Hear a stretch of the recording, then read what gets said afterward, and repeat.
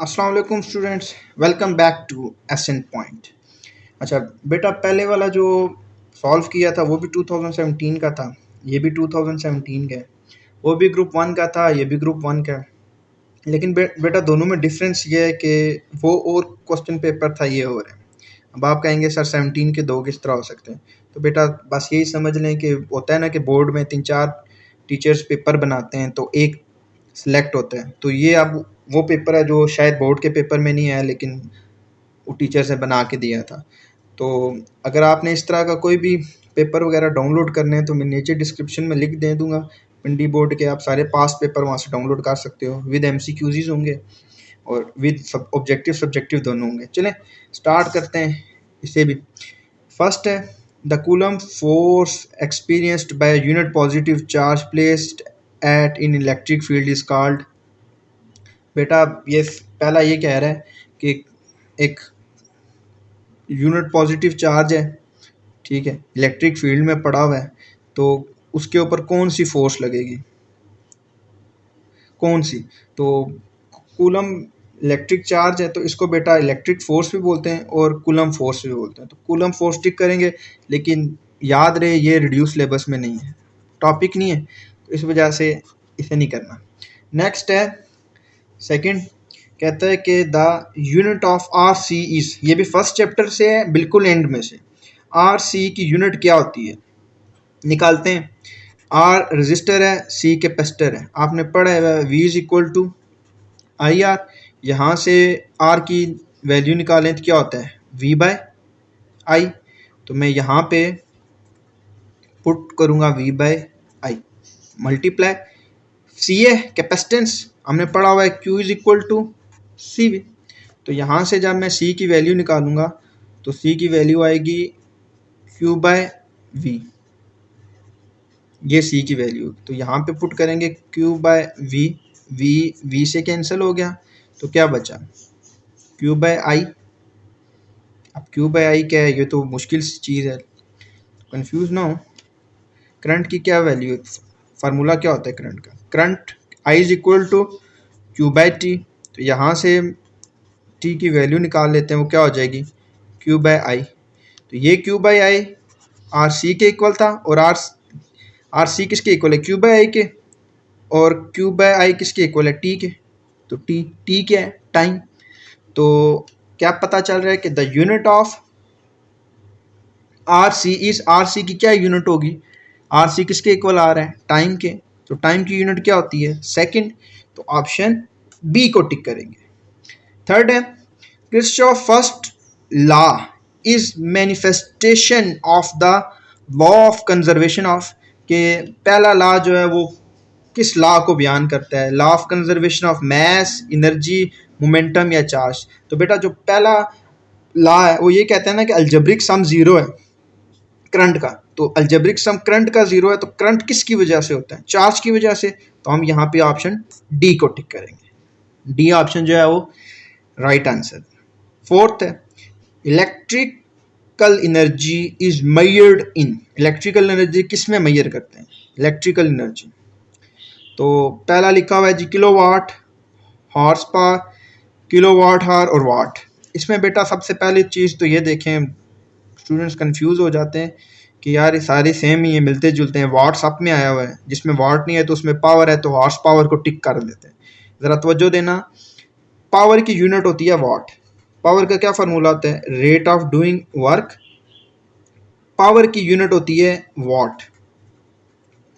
तो ये भी पावर की यूनिट है, ये भी पावर की यूनिट है, हॉर्स पावर लिखा हुआ है ये भी पावर की यूनिट है, किलोवाट हार ये भी बच्चे सोचते हैं फिर पावर की यूनिट होगी, लेकिन बेटा ज़रा सब्र करो ना। टी इधर डिवाइड हो रहा है, इधर जाके मल्टीप्लाई जब हो तो वर्क किसके इक्वल आ जाएगा P T, work in the form of energy, तो हम इसको ई बोल लेंगे, E is equal to P T. ठीक है, बिल्कुल बेसिक्स पे जा रहा हूँ ताकि आसानी से आपको क्लियर हो।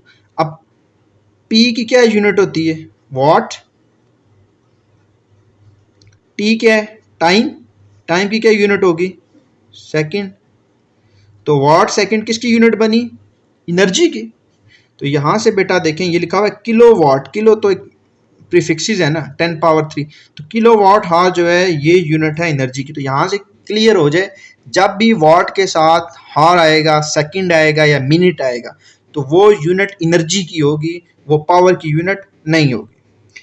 फिफ्थ क्या कहता है, कहता है कि a charged particle moving in magnetic field experiences a force given by charged particle magnetic field में जब मूव करता है तो कौन सी फोर्स करता है, बच्चा जानता है फोर्स होती है F is equal to Q V B sine theta.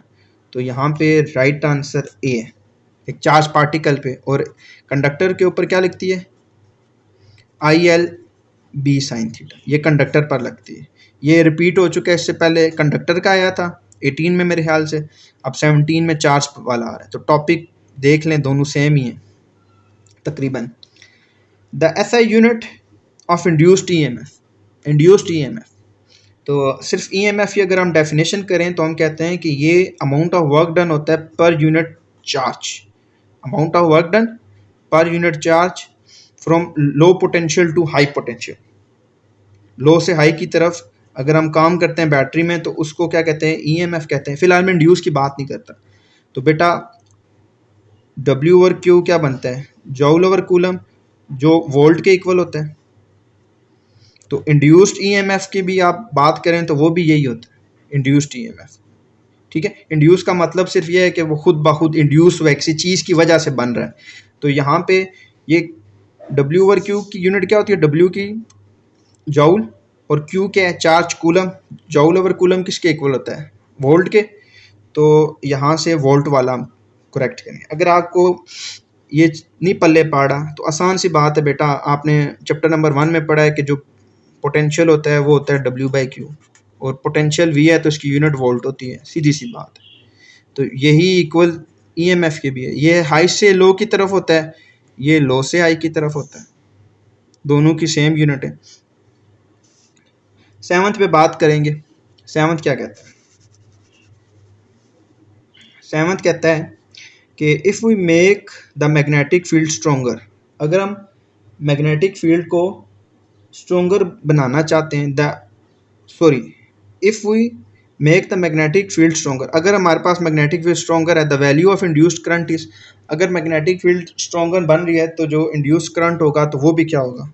तो बेटा इस पे वही बात है कि देखें, मैग्नेटिक फील्ड जब ज़्यादा होगी, आहिस्ता आहिस्ता बढ़ती जाएगी, तो मैग्नेटिक फील्ड की वजह से हमने पढ़ा हुआ है कि phi is equal to B dot A. ठीक है, मैग्नेटिक फील्ड बढ़ेगी, फाई बढ़ेगा, मतलब यहाँ पे चेंज आ रहा है तो यहाँ पे चेंज आएगा, यहाँ पे चेंज आ रहा है तो हमने फेरेडे लॉ में पढ़ा हुआ है minus N del phi by del T. ये बढ़ेगा तो ईएमएफ बढ़ेगी, ईएमएफ बढ़ेगा तो कंडक्टर जो भी है हमारा वो एक उसमें ईएमएफ प्रोड्यूस हो जाएगी, तो ईएमएफ प्रोड्यूस होगी तो इंड्यूस करंट प्रोड्यूस हो जाएगा। तो देखें बी के बढ़ाने से फ्लक्स बढ़ा है, फ्लक्स के बढ़ाने से ईएमएफ बढ़ी है, ईएमएफ की वजह से क्या बढ़ेगा, करंट बढ़ेगा। ठीक है, तो यहाँ पे क्या लिखा हुआ है, करंट क्या होगा, the induced current is increased, बढ़ेगा। 8 कहता है power dissipation in pure inductive circuit is, कि जो प्योर इंडक्टिव सर्किट होता है उसमें पावर डेसिपेशन, बेटा इसमें पावर डेसिपेशन 0 होती है, ना इसमें इनफाइनाइट तक जाती है, ना मैक्सिमम होती है, ना मिनिमम होती है। इस पर को एक्सप्लेन करना जाऊँ तो बहुत लेंथी वीडियो बन जाएगी, इस वजह से फिलहाल शॉर्टर जा रहे हैं। 9th को स्टार्ट करते हैं। कहता है कि a device through which direct current can not flow, वो डिवाइस बताओ जिसमें से डायरेक्ट करंट फ्लो नहीं कर सकता। इसी के साथ का एमसीक्यूज आया था कि वो डिवाइस बताएं जिसमें से डीसी फ्लो करता है, तो उसमें हमने इंडक्टर लगाया था, वो 2019 में आया था। अब 17 में क्या कह रहा है कि वो डिवाइस जिसमें से करंट फ्लो नहीं करता। तो बेटा रजिस्टर में से भी करंट फ्लो करता है, इंडक्टर में से भी करता है, और थर्मिस्टर में से भी करता है, क्योंकि थर्मिस्टर तो रजिस्टर की एक टाइप है। तो कैपेसिटर जो है उसमें से करंट फ्लो नहीं करता। 10th पे बात करेंगे, the magnetism produced by electron when an atom is due to there, कि एक एटम के अंदर जो मैग्नेटिज्म प्रोड्यूस करता है इलेक्ट्रॉन, वो किसकी वजह से करता है। तो बेटा वो करता है उसकी इलेक्ट्रॉन की ऑर्बिटल और स्पिन दोनों की मोशन की वजह से करते हैं। इसी बिहाफ पे तो हम इन्हें पैरा, डाई और फेरो मटेरियल्स पे इन सब को हम डिफ्रेंशिएट करते हैं। 11th पे बात करेंगे। 11th कहता है conversion of AC into DC. ये बेटा रेक्टिफिकेशन है, डायरेक्ट लगा रहा हूँ, उस पर बहस नहीं करेंगे। चैप्टर नंबर 18 में आपने पढ़ा है कि रेक्टिफिकेशन वो प्रोसेस होता है जिसमें हम एसी को डीसी में कन्वर्ट करते हैं। The potential barrier for silicon, silicon के लिए पोटेंशियल बैरियर सेकेंड टाइम आ रहा है 0.7 वोल्ट होता है, और जर्मीनियम की बात करेंगे तो 0.3 वोल्ट होगा। Ageing process of the human body, बेटा ये रिड्यूस सिलेबस में नहीं है, छोड़ें।